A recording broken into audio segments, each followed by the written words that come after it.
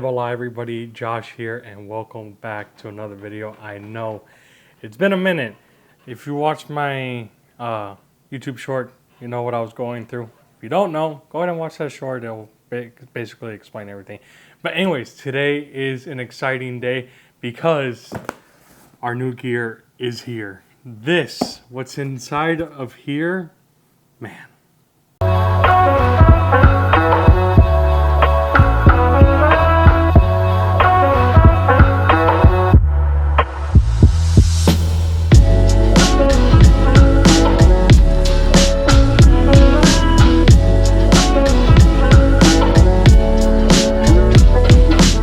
So a quick introduction for any new viewer that's coming to watch this video.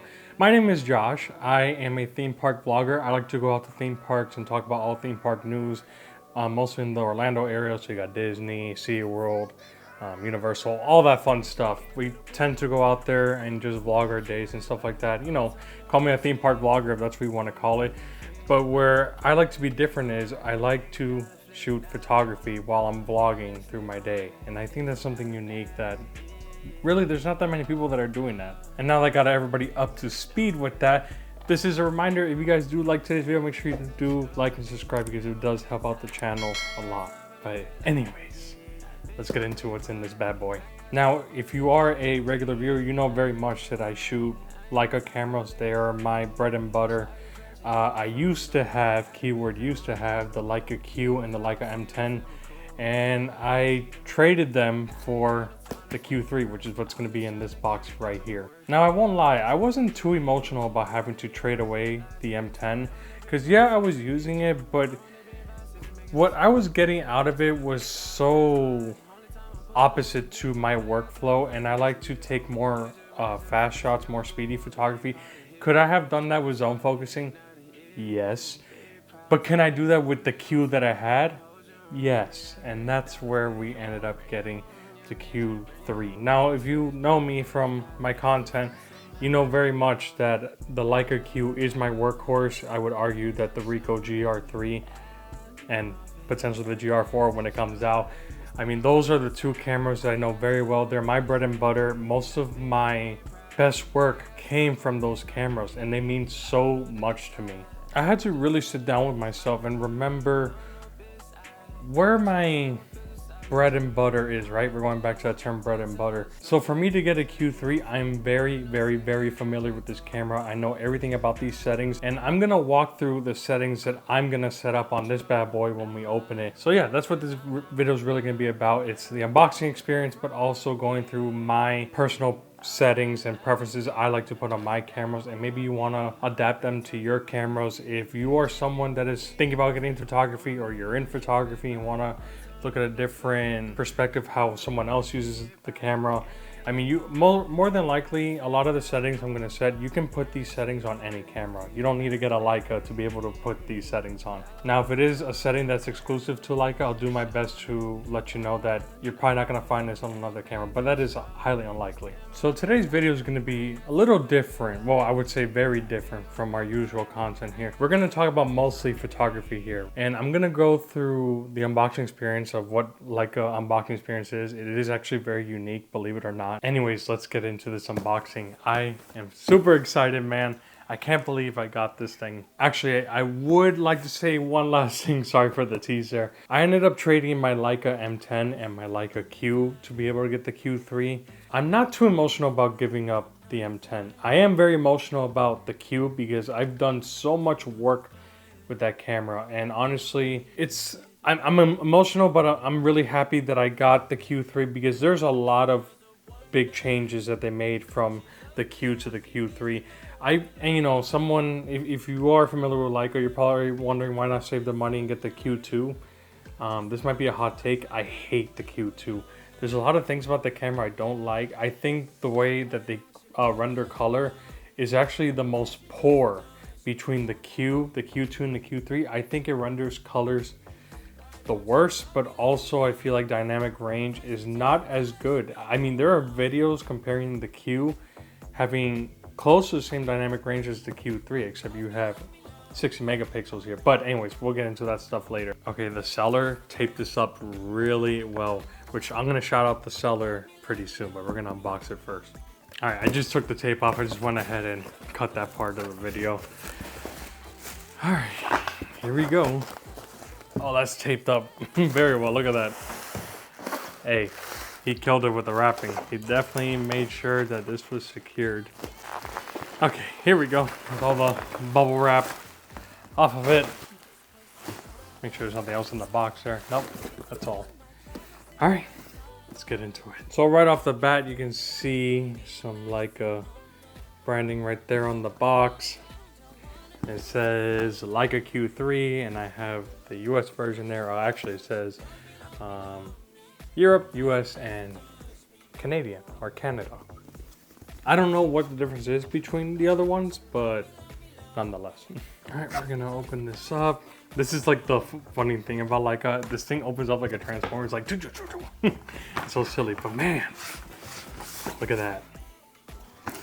I mean, Leica really outdo themselves when it comes to the unboxing experience. Like, it's just funny how this thing just opens up so like crazy. It just, I don't know. Let's move this out of the way. I will say the M10 packaging didn't have a cardboard like brown box. It would be like this white outer shell, but it would open up just like this. But anyways, we're gonna remove the center part right here. I want to break it because you'd be surprised, man. When you resell these cameras, not that I plan on ever reselling this, everything matters. The box matters, this matters, this packaging matters. You want everything because when you keep everything, these cameras keep their value. Okay, and it looks like this part just slides on up. You can see a Leica logo there on the top. Hopefully you can see that right there. Might be a little dark. Let me see. Let me grab my flashlight here. I'm using a little camera monitor right there, but there you go. Little Leica logo right there. But coming into the box, the Q3 is right here in front of us. They do really good packaging. They put in this plastic right here. And I'm assuming all the other contents in here at the bottom. This is different from the M10. They have like drawers that you pull out and stuff like that, but that's okay. I mean, I'm not looking for like the craziest unboxing experience. This is still an experience nonetheless. So moving on, this does pull out right here. This is probably all the manuals and warranty stuff. Let's see. Oh yeah. Leica camera. Okay, so this is the product quality certificate right here. I mean, all this paperwork matters when you resell these cameras. It literally matters if you're trying to resell them to make sure you get your money back, because these things are pretty profitable. Yeah, this is warranty information right here to set up the product with Leica. And then this looks to be the instruction manual right here. All right, moving on, there are some flaps right here that you open where we're gonna find all of our accessories. Look how nice this Type-C cable is. It has Leica branding on it. That's insane. And it's also not a rubber cable. I mean, it's that, I forget what the name of this material is, but I don't know, you get them with a lot of Anchor phone chargers and stuff like that. It's really nice material. Man, they really put a lot of different layers in this packaging. I have to remember how to put this stuff back, but I guess this comes out. Oh no, I lied. No, it doesn't. Sorry, you just pull this out. This is actually the camera strap right here. It's the same Leica camera strap that they gave you. It's just a leather strap. The Q did not have Leica branding over here. See, this one does have Leica branding there. I'll show a picture of what it looks like. It's the same one that I have with the M10. And then on this side, I think it's just an empty box. Yeah. There's these little plastic bits in here. I don't know. I guess that's for the camera strap, actually, those little things right here. But anyways, that is everything with the unboxing experience. Hi, Cal. Yep, just put the butt in the shot. Why not? And then let's remove the plastic from what we all wanted to see. Here it is, the Leica Q3. And the big change that came with the Q3 that some people really love, it's like 50-50 of how people feel about it. I personally love it, but we now have a flippy screen with the Q3. Look at that. That's gonna be so nice to take shots lower to the ground and then I just can look down. Oh my God. Such a big help. I love that. I can't believe they added it and I love it. Something that's a nice touch too, I do realize the red dot is a lot more vibrant compared to my Q and the M10. I don't know, I just feel like it pops more. Let me see if I can zoom in so you guys can see that better. I don't know, it just pops better than the other red dots. Alright, I do have my iPhone set up here so you get some point of view of what I see in front of me, but I also have the wide angle over there. But let's get into it. I'm gonna go ahead and flick it on. Oh, we need to put an SD card in actually. I got one right here. So let me turn it off and put that in. Actually, another nice thing about this camera is the battery compartment. So much nicer. You just open that, push it once, and it pops out like that. It's just so amazing. It's those small things that I really like, man. But anyways, the SD card actually goes right here. You pop it down and that flicks up. And then we're just gonna put the SD card in there. All right, now let's go ahead and flick it on. Yep, we're gonna format that card right there so it's nice and new. And look at that.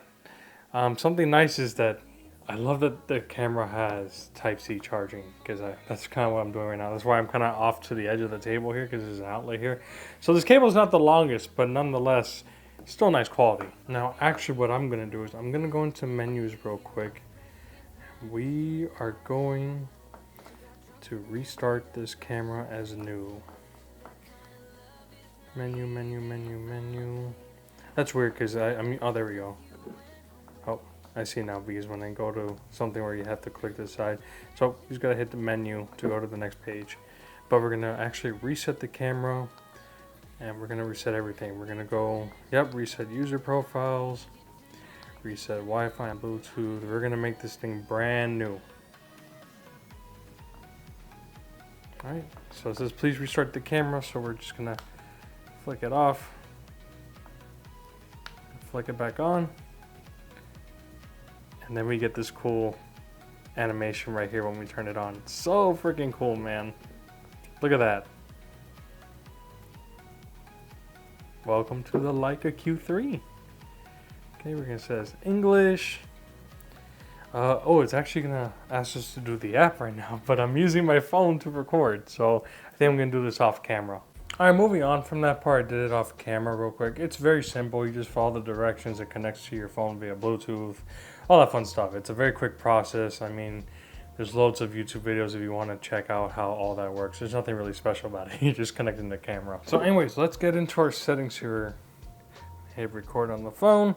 And we're gonna go to our menu settings. So this is our main menu screen. We're gonna find different things here as far as like how we want to shoot the camera. PASM is what I'm gonna stay in. That's basically manual mode, to say the least. That's what that really means. And then all these other modes right here are just different auto modes, but we want full control when I'm shooting, so I leave everything in manual. So moving on, you have f-stop right here. That is controlled by this ring right here. Hold on, let me angle up a little bit so we can change our aperture right here, and when we turn it, you will see it update on the screen right there. See that? 2.2. Now we're going to go back to 1.7. Next is the shutter speed right here. We're actually going to use the dial to turn it. It does get into other things as far as the electronic shutter, but I'm letting you know right now we're not going to use electronic shutter, but we will get into that stuff as we go more into the settings. But nonetheless, there is a slider here. I don't even think it slides. I think you have to like tap at different spots. But you see, it can go all the way up to 1/16,000 of a second, which is insane. But again, that's using the electronic shutter, and we're not going to use that. Next thing is ISO right here. We can tap that. Same thing. We can tap around. The max is 10,000, which is insane. But we have that. And actually, what's even more insane is how low we can go. This thing could go all the way down to 50 ISO. Most cameras only start at 100 right there. So that's very interesting. Now EV is just about exposure compensation. We're not going to get into that. Again, we're going to have a dial meant for that, but more on that later. This goes into our different focusing modes. We're going to use, we're going to use AFS, and we will get into that later. I just saw it there. Next thing over here, this is actually field of view right here. I'm actually gonna leave that on spot. Over here, this is the burst mode. We're gonna keep that on single, standard. This is actually the different color, or Leica looks is what they call them now, but there's different ones here. I like the monochrome high contrast, so you can see everything turns black and white now. Oh, it's very dark. Hold on a minute.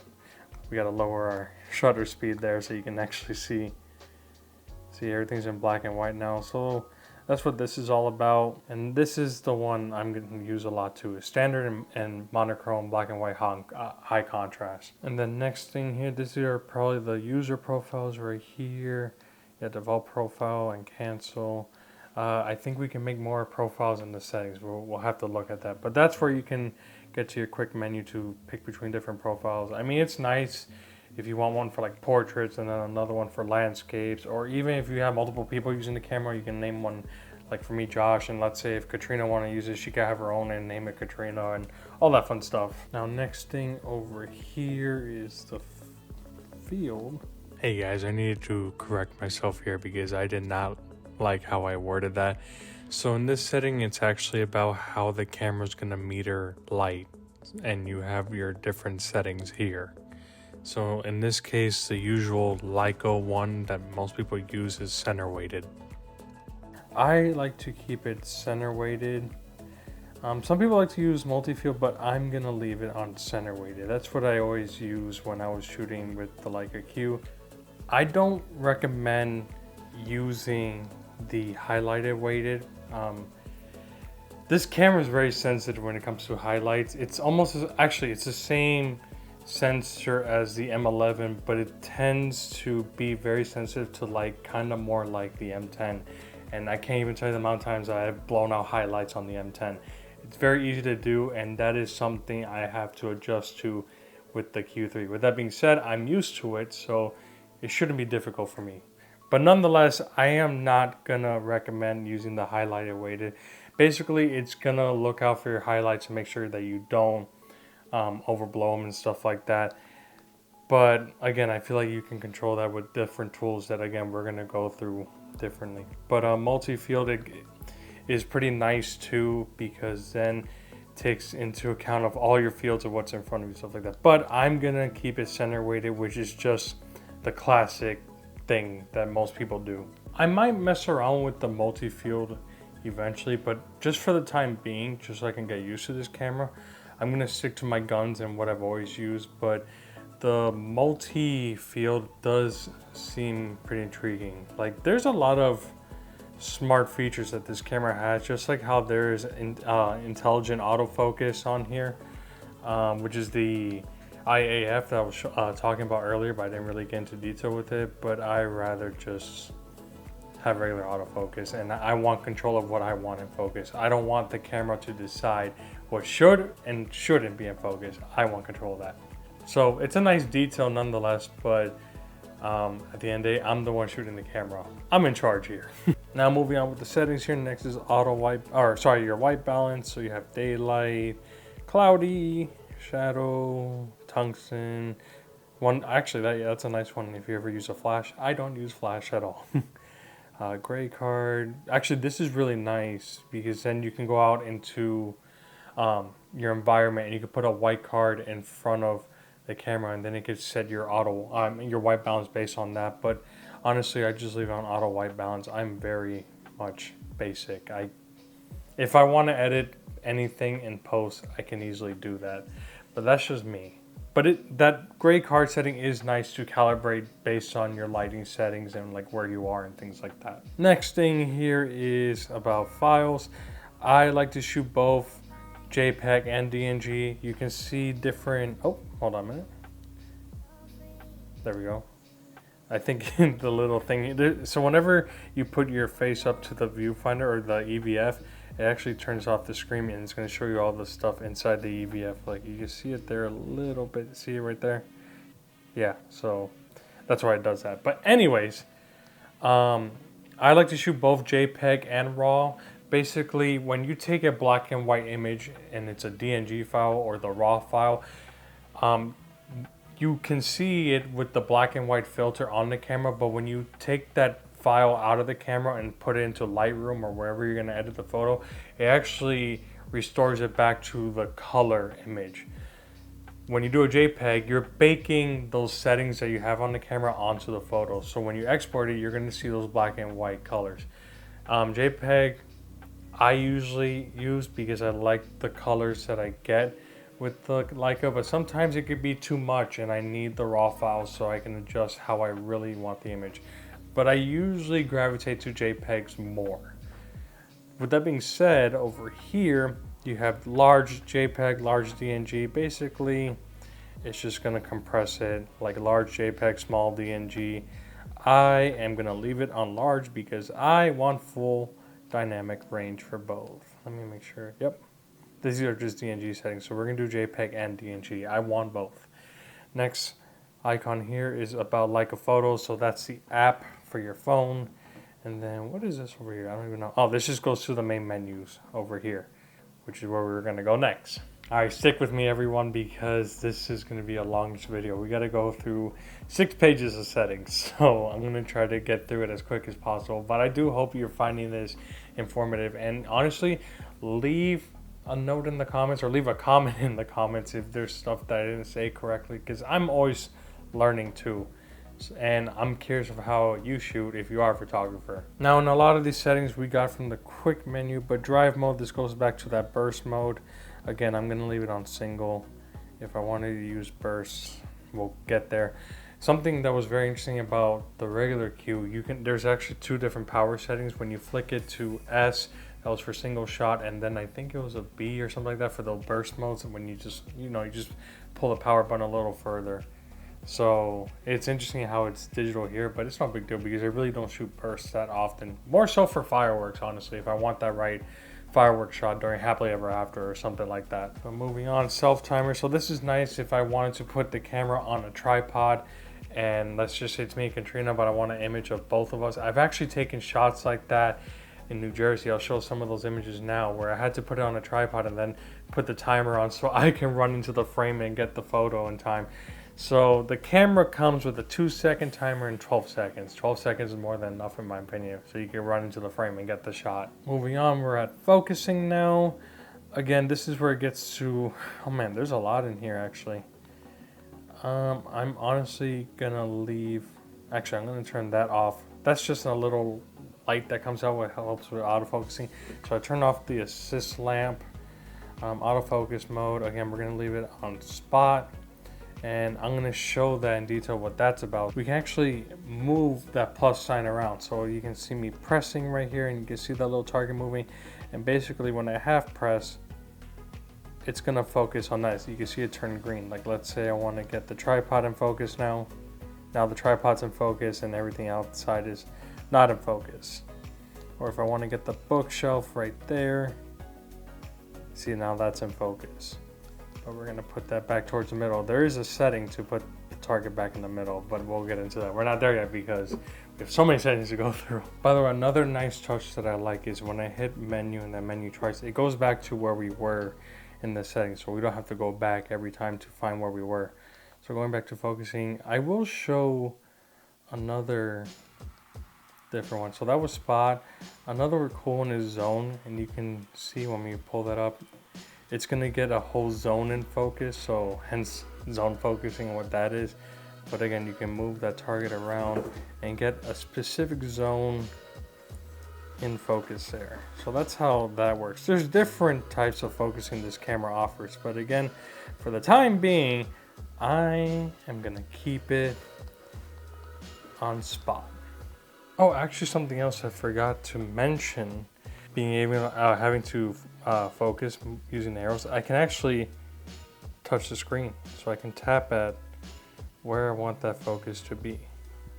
So that's a nice touch. Sorry, I keep putting my hand over here causing that, but yeah, I can tap around and say where I want to focus. I don't have to use the buttons. So I just realized that and I just remember that.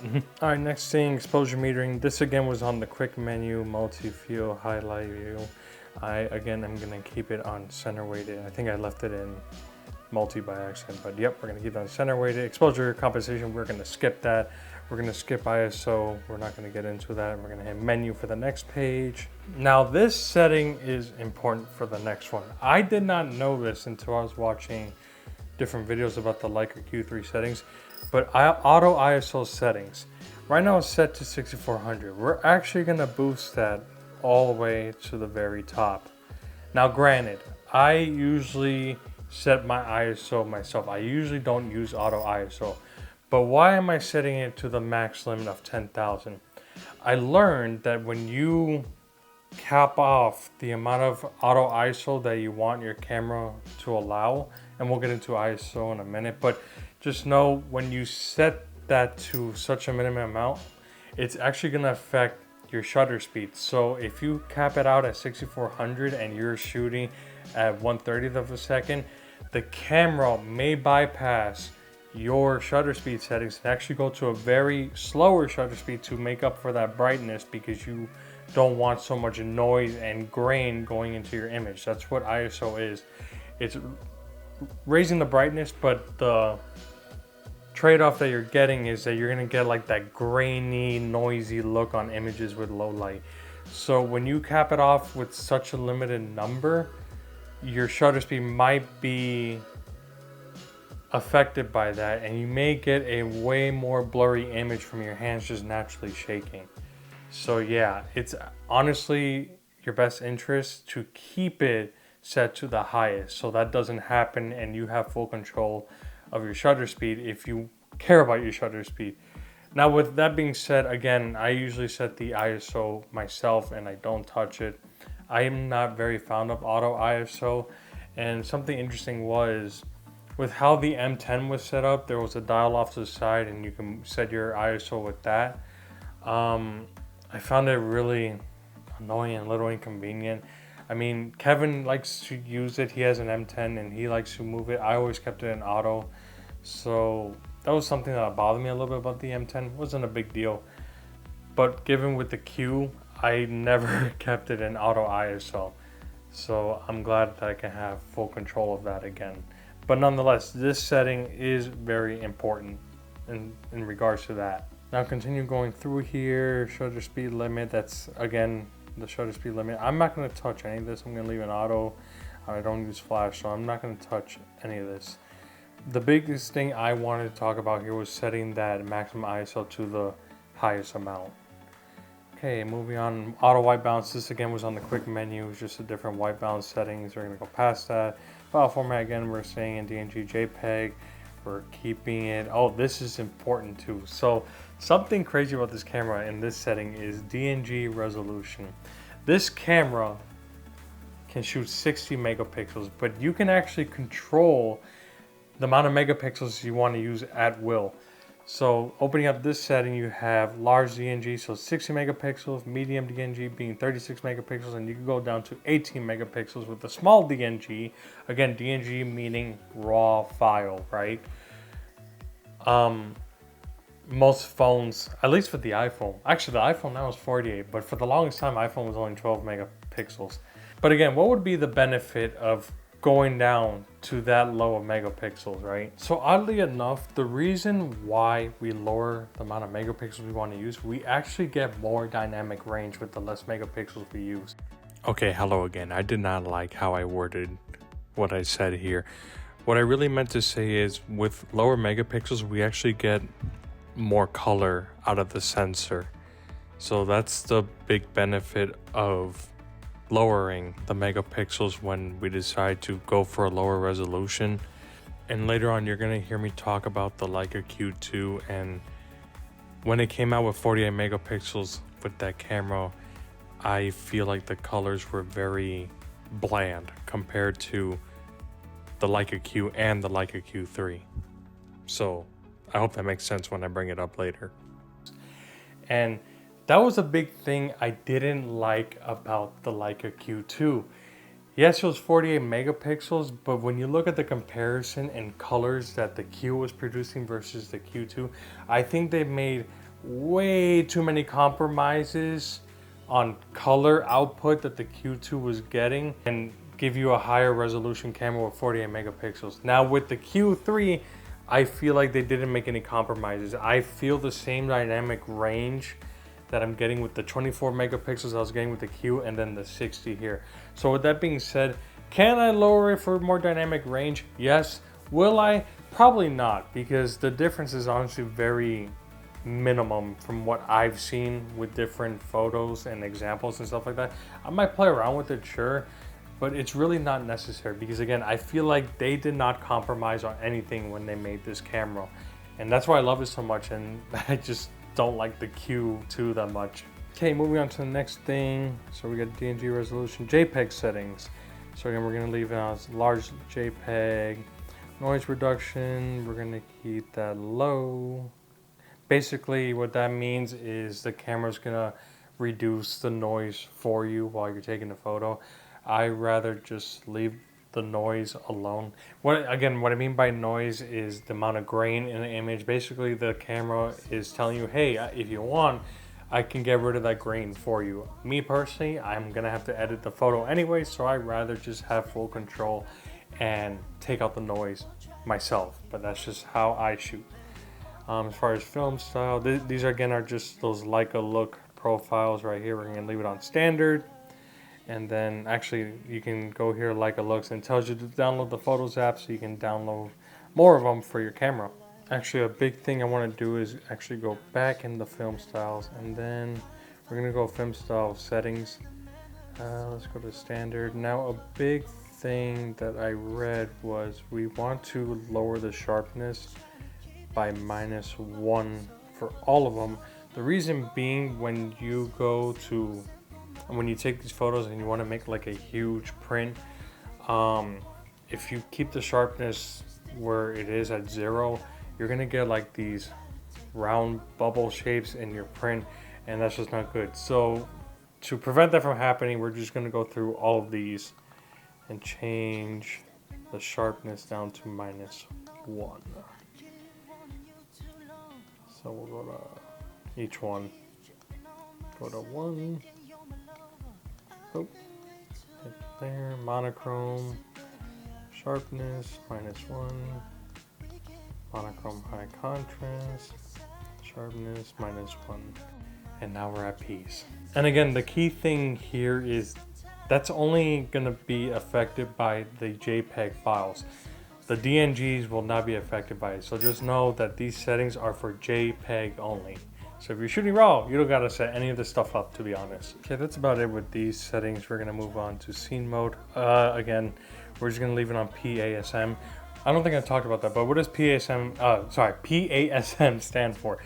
Program, aperture priority, shutter speed priority, sorry, and manual mode. Again, that's the only manual mode that's on the Leica. Everything else below here is all different auto settings. Again, I want full control. I don't want to use any auto settings. That's just the way I shoot. But if you want to make your life easier, I guess, and not be difficult like me, yeah, you have all those auto modes that you can use. All right, we're on page 3 of 6, so we're almost there. Let's scroll back up here. Optical image stabilization. Yes, this camera does have stabilization. Basically, if I'm like having natural shake with my hands, there is something there that keeps the lens still.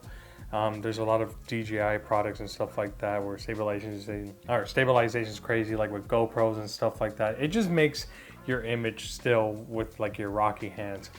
With that being said, I'm just gonna leave it on always. There's really no reason not to have it on. It doesn't cause any sort of like trade-off or anything like that. I don't think it hurts to have stabilization on all the time. Apparently there is a theory though, if you are gonna put the Leica on a tripod, you want to turn the image stabilization off, because the camera is trying to look for shake and it's not going to get it, so it may cause a shake in your image. I don't know if other cameras do that, but that's the theory with this one specifically. So maybe you want to turn it off in that setting, but I really don't bring a tripod with me. I'm mostly shooting handheld 98% of the time. Now, next thing here is perspective control. That is meant for when you are literally taking the camera and just pointing it up, and it does like this correction where it kind of like straightens out the image. It doesn't give like this weird effect to it, but it's not something I plan on really using. However, I did get, honestly, the only time I probably use it if I'm getting shots of the tree of life, and that's when I go like really up and close to it. But from like the far away area, from like when you're walking into the park, you're gonna have it in the background. You won't have to point it up like that. So very rarely I will use perspective control. All right, moving on to the next thing, shutter speed. I'm sorry, shutter type. Basically, this is where you can decide if you want to use a mechanical shutter, so you actually hear like a clicking noise of the shutter actually moving, and the electronic shutter. What's the difference between them? Electronic lets you take quicker shots, basically. It's basically turning the sensor on and off versus an actual mechanical shutter where, you know, I'm going to take a picture real quick. Let me pull my mic close to it and take a picture. You actually hear that. It's going to make that noise versus when we put on the electronic shutter. Then we're going to take a picture. You don't hear anything. It's just the sensor turning on and off. Now there are actually settings where you can make an audible noise that will just come out to let you know that the picture is being taken, because otherwise you won't know that the photo is being taken besides the screen going black. But you won't hear a noise, you know. Now with that being said, I'm gonna keep it on mechanical. Why am I keeping it on mechanical? Again, with the electronic shutter, you can do higher shutter speeds. The max that you can do in mechanical is 2000, right? So that's where we're gonna use this dial right here and set it that way. With the electronic shutter, we can go up to, let me see again, I gotta double check because I don't want to give you a wrong answer. I believe it's 10,000 or something like that. 16,000, that's fast. Now, what would be the benefit of wanting to go that high? Again, I would say if you're trying to get something that's moving really fast, like F1 or something like that. But the trade-off with using those high shutter speeds, with this camera, you lose a lot of dynamic range. So I rather just not use it at all.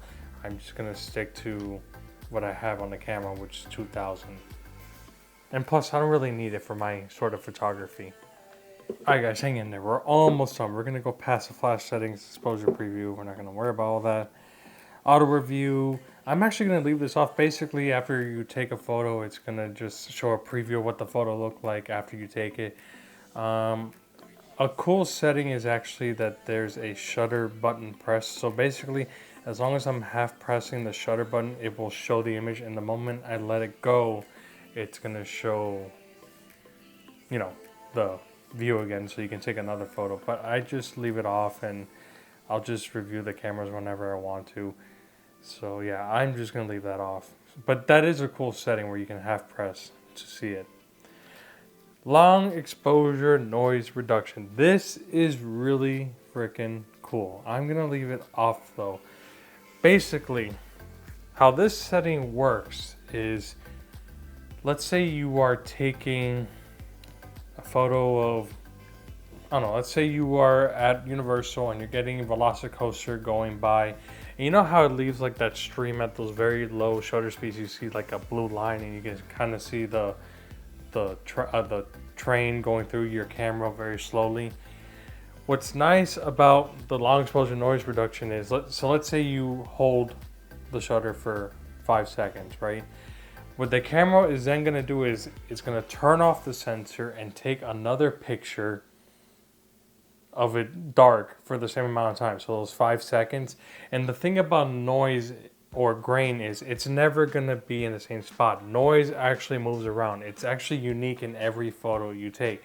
So what the noise reduction does is it takes both of those images and tries to pinpoint each grain and then clear it out. It's actually a very cool setting that they came out with the M10. I never used it on the M10 though. I didn't know about it until I was researching this camera, but it's a very cool setting to get rid of that grain in your images.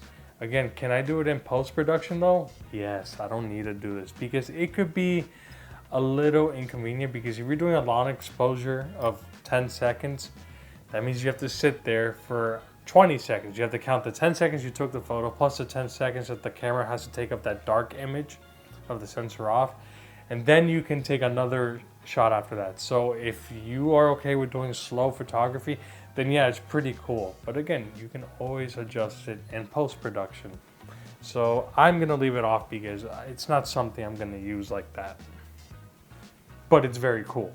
Okay, next thing is actually gonna be customized control. This goes into these buttons right here. You can see FM button 1, that's gonna be this one right here, FM button 2 right here. And basically, those are just shortcut buttons, so I wonder what this is set to by default. Okay, so it's actually the crop modes right there. So you see the number right there?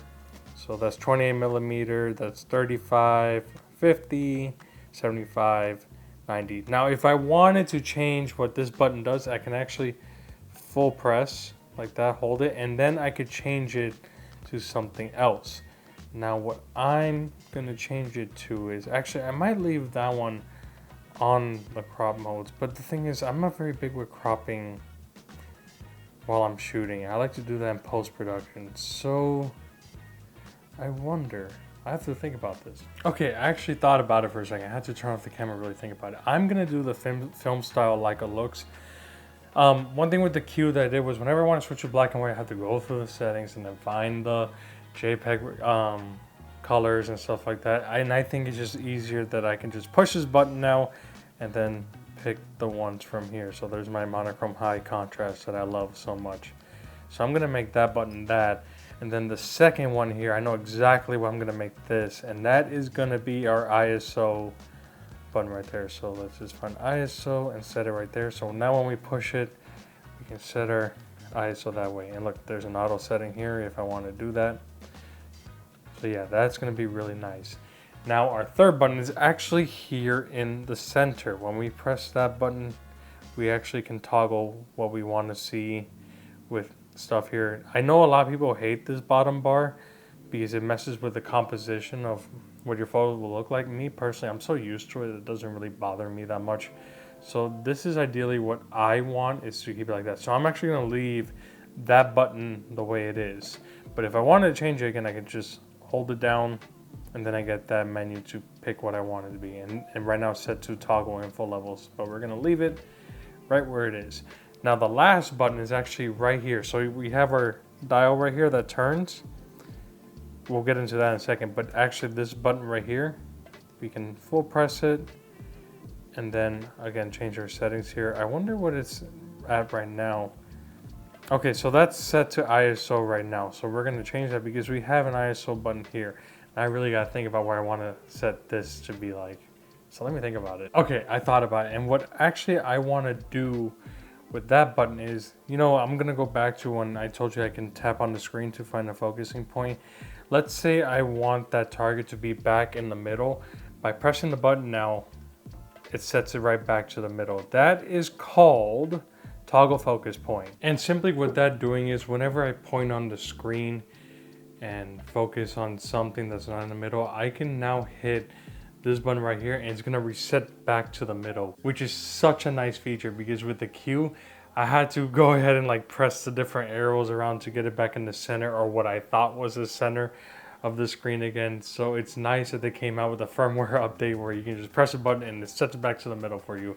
And it was very much needed. Now going back into the customized controls thing, basically it's gonna let you decide what you can see from your options. So you see all the stuff that's on right now. If I were to turn it off and I go to press this button, it would be blank. There wouldn't be any options. I don't see the purpose of limiting your options by holding down that button unless you really want to. That's just too much customization for me. I wouldn't touch it. I'd just leave it alone, honestly. But moving on, digital zoom, that's going into the crop modes. Again, we're gonna leave it at 28 millimeters. We want to use the full focal length. If I want to crop, I will crop in post. And then user profiles. Once we're done setting all this stuff, we're actually going to save a user profile and then name it Josh. And then we can actually access those user profiles by again going to the quick menu, and we see this little person right here. The different profiles will be here for me to pick from. But right now I haven't had it set yet, so we're just going to leave it alone. Now next thing is actually going to be capture assist. Now if you notice here, you can see the little histogram. I actually don't like that. I'm gonna hide that. I don't like it.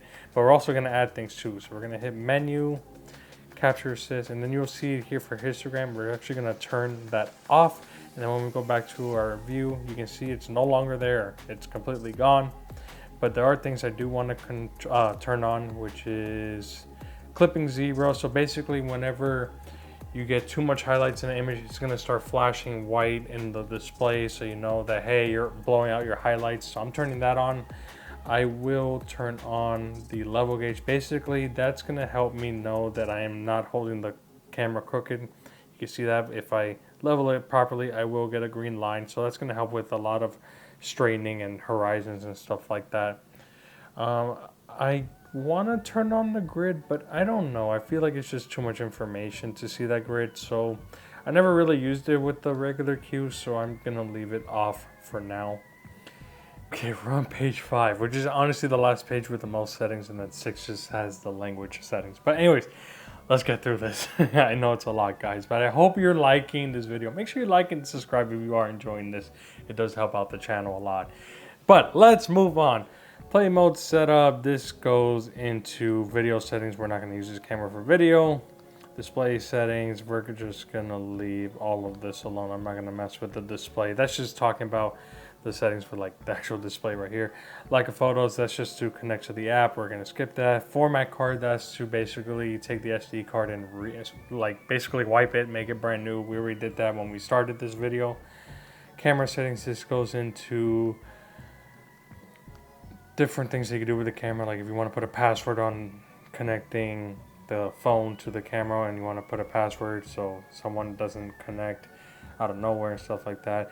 If you want to change the name of the file, this I might actually do and put my name on it so I know that the file's mine if anyone downloads it or something.